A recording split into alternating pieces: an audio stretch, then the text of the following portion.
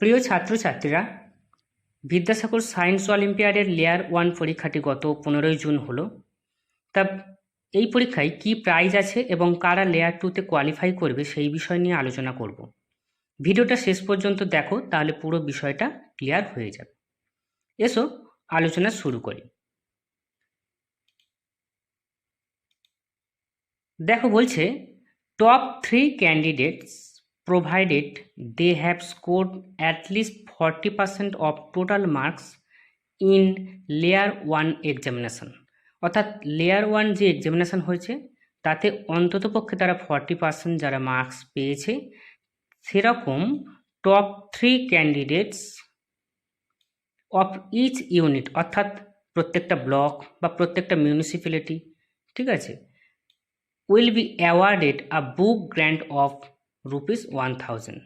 তাহলে এই টপ 3কে প্রত্যেকটা ইউনিটে, অর্থাৎ প্রত্যেকটা ব্লক, প্রত্যেকটা মিউনিসিপ্যালিটি, বড় মিউনিসিপ্যালিটির প্রত্যেকটার যে টপ 3 ক্যান্ডিডেটস থাকবে তাদেরকে 1000 টাকার করে বুক গ্র্যান্ট দেওয়া হবে।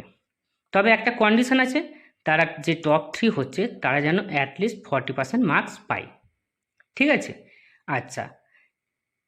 এরপরে বলছে যে top 10% students of appeared candidates in layer 1 examination, অর্থাৎ লেয়ার 1 এক্সামিনেশনে যে স্টুডেন্টরা পরীক্ষা দিয়েছে তাদের টপ 10%, সেই top 10% provided they have scored at least 30% of the total marks in layer 1 examination.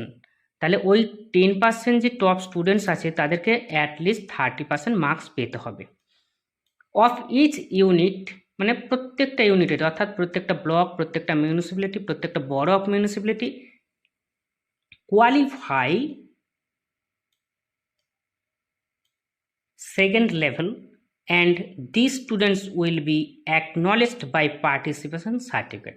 তাহলে তাদেরকে কি করা হবে, ওই টপ 10% স্টুডেন্টস যারা অ্যাটলিস্ট 30% নাম্বার পাবে প্রত্যেকটা ইউনিটের, তারা কোয়ালিফাই হবে এবং তাদেরকে অ্যাকনলেজমেন্ট করা হবে কি দিয়ে, একটা পার্টিসিপেশন সার্টিফিকেট তাদেরকে দেওয়া হবে।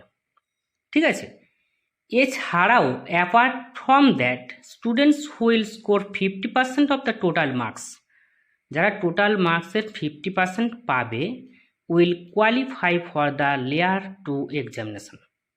ঠিক আছে, তাহলে টপ 10% স্টুডেন্টস তো কোয়ালিফাই করছে লেভেল 2 এর জন্য, তবে তাদেরকে অ্যাটলিস্ট 30% নাম্বার পেতে হবে। আর এছাড়াও যারা 50% নাম্বার পাবে তারাও কিন্তু লেয়ার 2 এর জন্য কোয়ালিফাই হবে। ঠিক আছে, তাহলে ব্যাপারটা ক্লিয়ার হলো। যদি কোনো জায়গায় কনফিউশন থাকে অবশ্যই আমাকে কমেন্টে জানাবে।